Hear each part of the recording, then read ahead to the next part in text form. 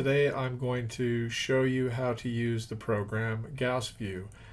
I'm working on a Mac and you'll be working on a virtual Windows machine in the chemistry computer lab. So you're going to look for an icon that looks like this, a magnifying glass and a molecule in your Windows machine. It will be labeled GaussView. So click on that icon and that will open up the following set of windows. Whoops. And if you're not careful where you click, you're going to be making molecules. All right, so this is the GaussView program, and you can move windows around as much as you need to. Up here is a control panel, and down here is what's called a molecule group. This lower window is where we're going to draw the molecule that we want to calculate. So our first step is to build our molecule. And for this example, we're going to build methane. So, and if by chance this molecule group window wasn't there, you would simply come to File and click New Molecule Group, and that would open up another one. So we're going to begin by clicking on this symbol here, the periodic table symbol for carbon. That will open up a periodic table window, and we can choose whatever element we want to add. Now, because this is an organic chemistry class, we're typically going to be dealing with first and second row elements, some of the halides, perhaps some of the second row. But for today's example, carbon is going to be fine. So I'm going to click this carbon and then minimize that. And then in this drop-down menu, I can choose the kind of carbon I want to add.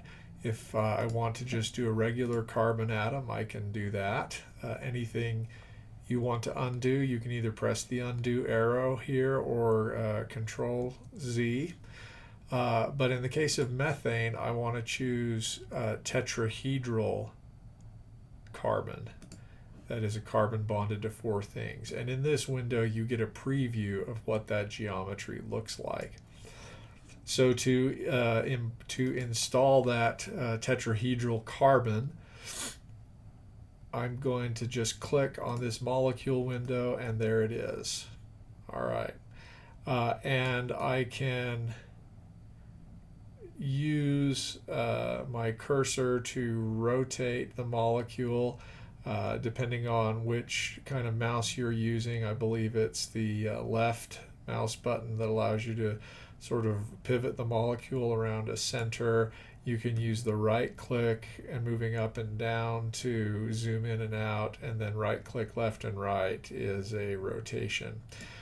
So here is our tetrahedral methane. Some interesting features that you might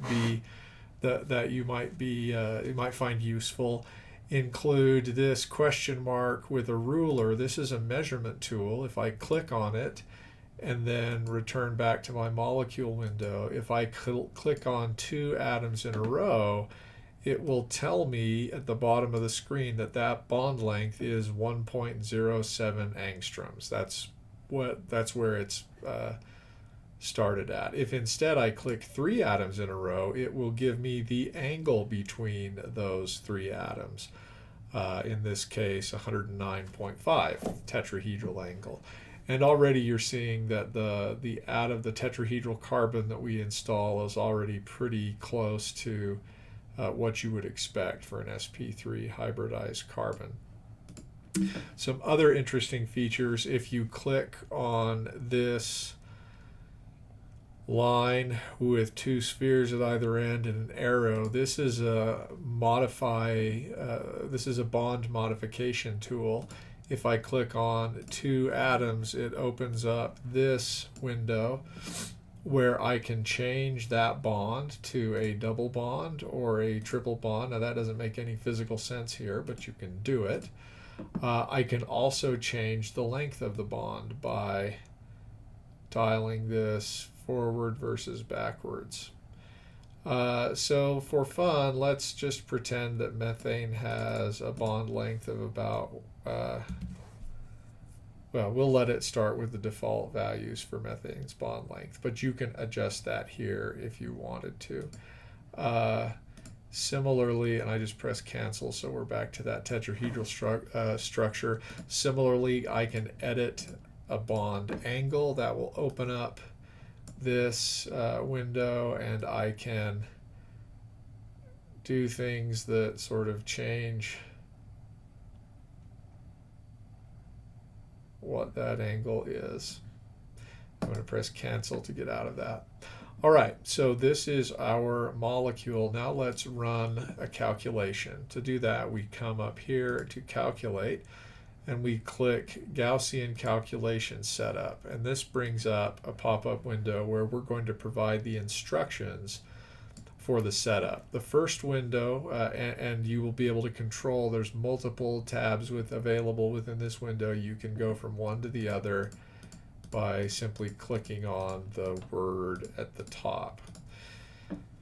Job type is the most important one. We can either calculate the energy of a given structure.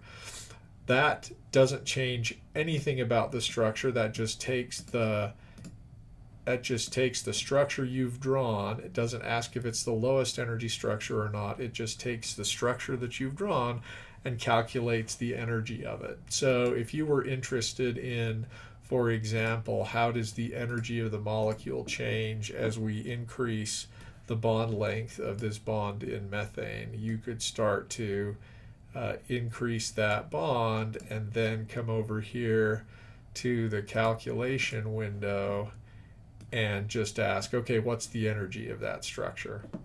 Now, in our case, that doesn't make any sense, so we're going to come back here and press undo.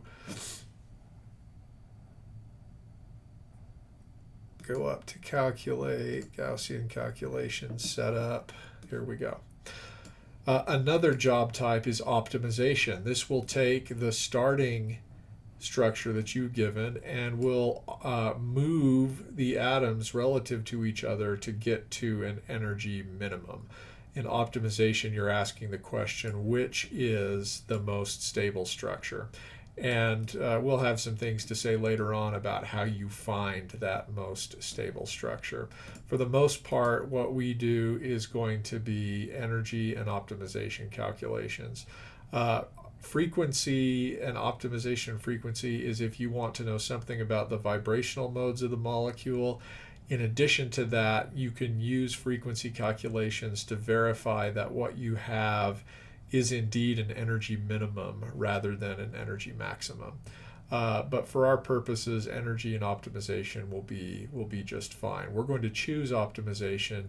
Optimization includes energy, but as I said, gets us to a minimum. Now, you have some options here which you generally don't need to modify for our purposes. We're going to optimize to a minimum, not to a transition state. Don't worry about force constants, just leave that as default. The next tab to choose is method, and this is where we're going to choose how the calculation is run. We want it to be on the ground state. There's some other options there, but we're interested in the ground state structure of methane. We're going to use the Hartree-Fock method that we discussed in class. There are other options available here, but we'll choose Hartree-Fock. Default spin calculates what the spin of the molecule should be based on what the charge is and how many electrons you expect. So we'll leave that as default. Basis set. This is where we choose the alphabet of atomic orbitals that we're going to combine together to get out our wave functions for individual electrons, which when combined together via the Slater determinant will give us the wave function for the overall molecule. And so there are many different things that we can choose. We're going to select 6-31G, and your text explains what this is. The G stands for Gaussian, which is the kind of function that's used to simulate the wave function.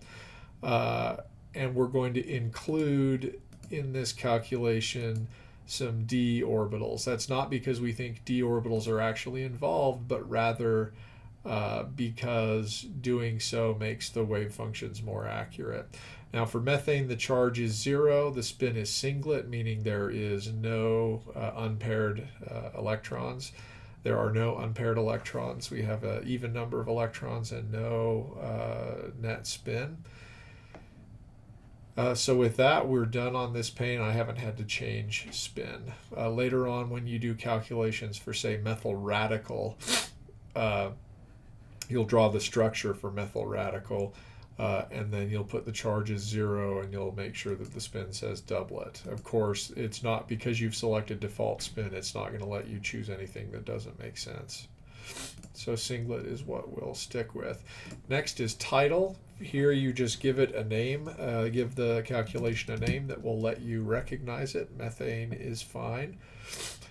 You shouldn't need to modify anything on link or general or guess on pop.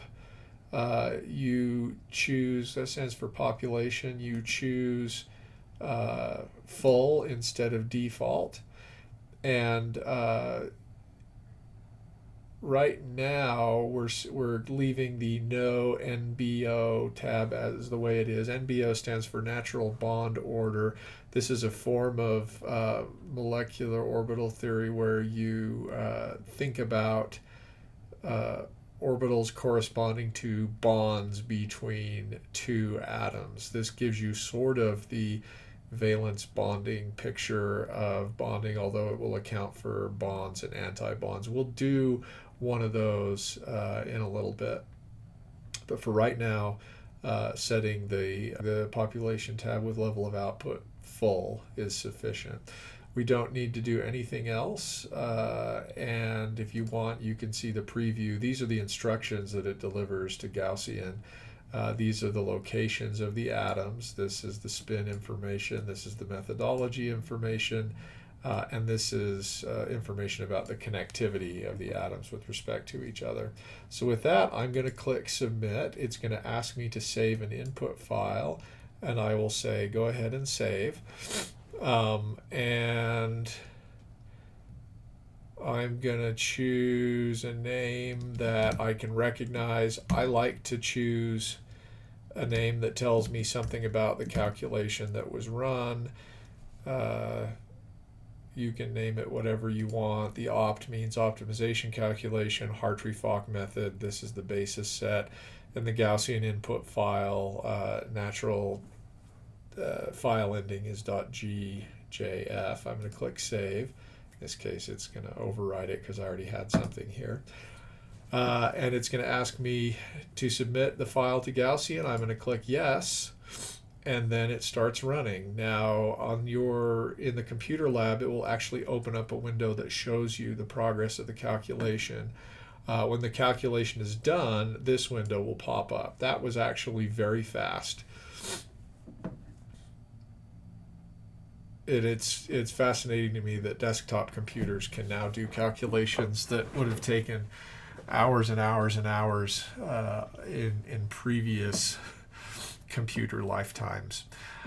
So I'm going to open this .chk or check file. This is going to contain the results of the calculation. The log file will also contain those results, but the check one is the one that we want to look at. This is going to open up another window, and at this point we can actually close out of our Gaussian calculation file that we submitted. This is the check file that contains the results. If you've run an optimization file, it may have saved the coordinates of various points along that optimization trajectory, and you can look at them by sort of clicking through the numbers, and the last one is the one that is the minimum. So here is the structure. We can investigate the structure by clicking the Inquire button and then clicking the atoms. Notice this bond length is different than it was when we began. It's about 1.084 angstroms instead of 1.07. we expect this molecule to be symmetric, and so if we look at each of these bonds, the bond lengths are the same. That's good. That's a check on the success of the calculation. Now we can look at the results of this calculation in multiple ways. You can get the overall energy of the molecule simply by coming here and clicking Summary, and that will open up a window that gives you the electronic energy in Hartrees of this molecule. And sometimes you can click these tabs, but for this type of calculation, the overview is the only thing that's available. You can view this file using a text editor, or you can save the data as a text file, or if you want, you can copy and paste that energy value, or you can write it down. To see the molecular orbitals, there's a couple of different ways to do this, but the easiest is simply to click on this orbital button, and that will open up this pop-up window. And here we are seeing another view of our molecule on the left, and then we're seeing energy levels for molecular orbitals on the right, and those orbitals that are occupied we have as being filled with 2 red electrons, one with alpha spin and one with beta spin. In this case, these are called alpha MOs because the wave function is restricted. In other words, it was run based on the idea that there are 2 electrons in each spatial orbital with alpha and beta spin. Although if you want to, you can see the unrestricted view, which is that you've got up spins and down spins, and they have the same energy here. We'll choose the restricted view. That's just fine. We can go through various windows here. The only ones you'll need to click on really are visualization and diagram. If you want to save this energy diagram, you click Save the Data, and you can save it as a text file. And you can actually save this picture as some kind of image. PNG is convenient. JPEG would be fine too, for incorporation in your report. Then Visualize allows you to see the orbitals. So we're going to add highlighted orbitals. So right now I want to see all of these orbitals. And so I'm highlighting them, clicking on them over here in the diagram in yellow. Now ISO value describes basically how far out we want to draw the orbital. As you know, there's finite probability of finding the electron even at very, very far distance from the nucleus, and therefore we have to sort of tell a cutoff for where we want the surface to show. Smaller numbers here give you larger surfaces. I suppose you can think of this as the ISO value of 2 means cut off the orbital, drawing the orbital at the point where we have accounted for 98% of the electron density. We'll go with an ISO value of 2 is fine. We'll go with an ISO value of 3. We'll choose fine for the grid. That just describes how good the drawing is going to be, how many times it's sampled.